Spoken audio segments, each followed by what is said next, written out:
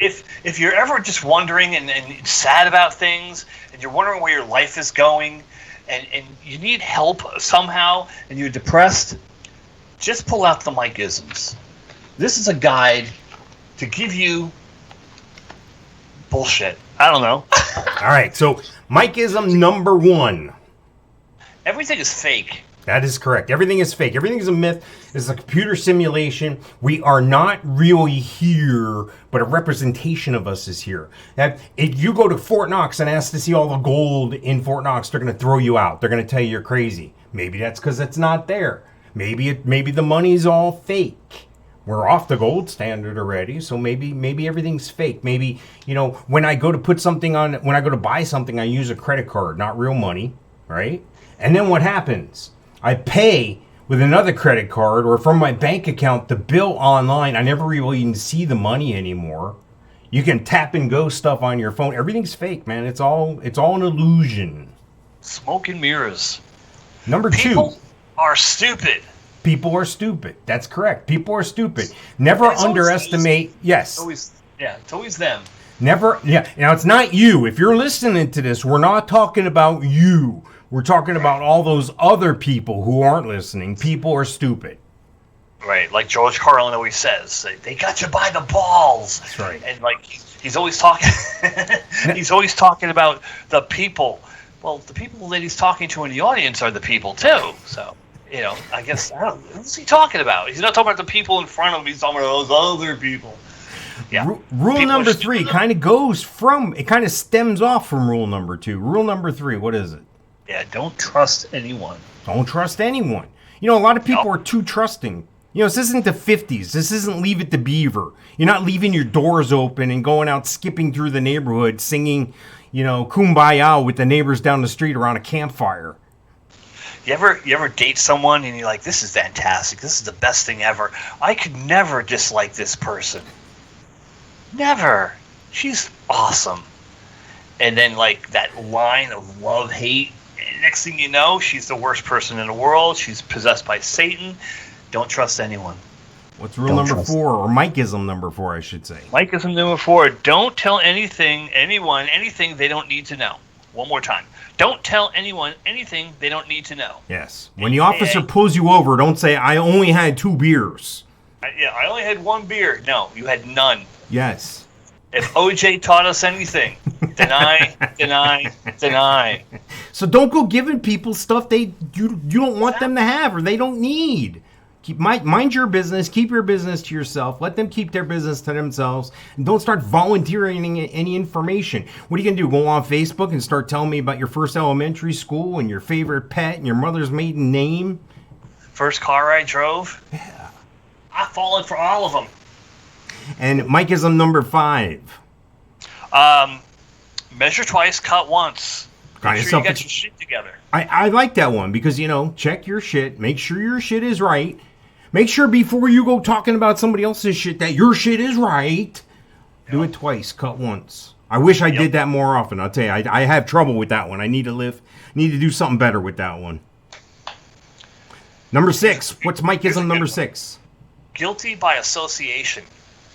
If you're in the car, the officer pulls the car over, and he comes up and goes, this car smells like weed. Everybody get out. Guess what? Unless the driver cops to it, everybody's going downtown. Guilty as charged. It actually is exactly what happened. I had a friend who was in the driver's seat, rolling a left-handed cigarette, and I was in the back seat, and everybody got a ride downtown. So.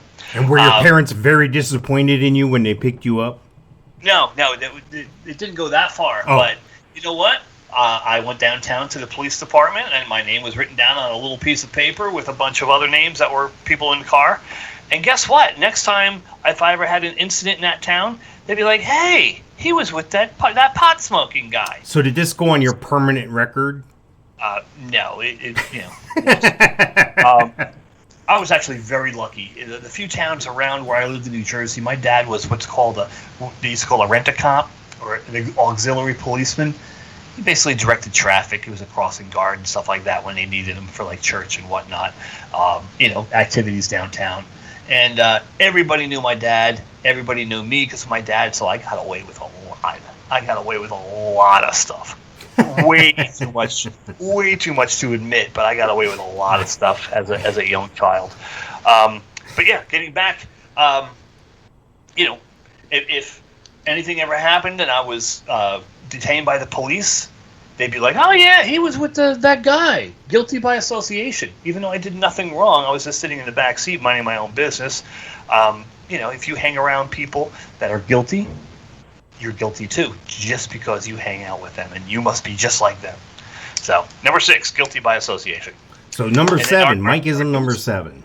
Newest one, our newest addition to the Mike-ism family, never go against the family. Let me tell you something, never go against the family. Ride or die. You'll wind up with a horse head in your bed. Or worse yet, wake up dead.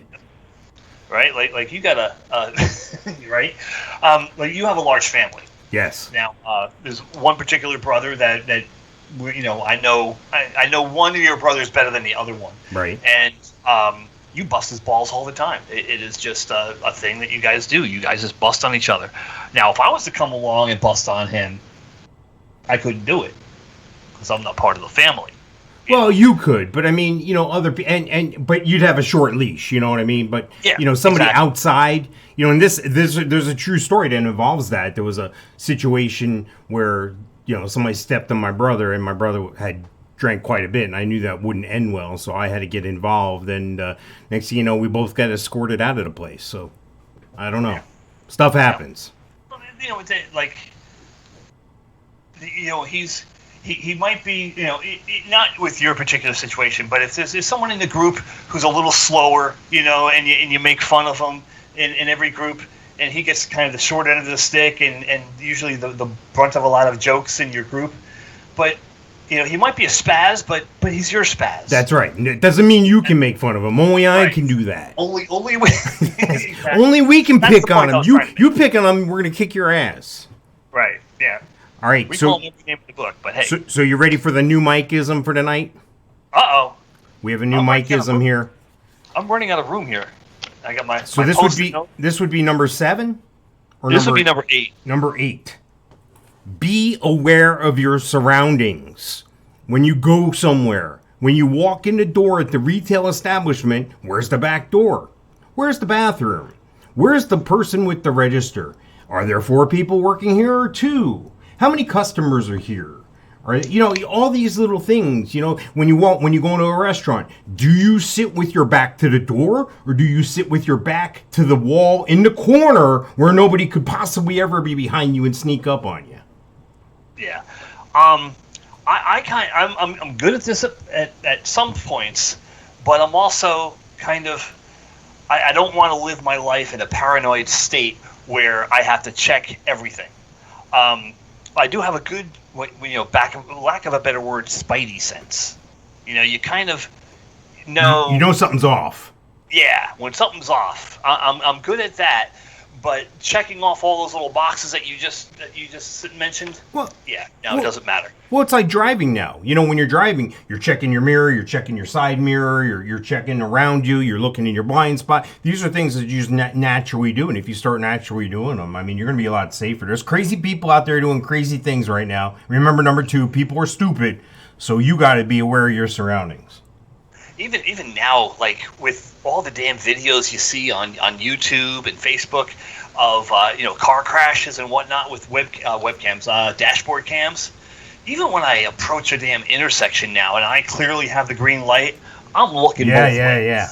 And I've never done that before.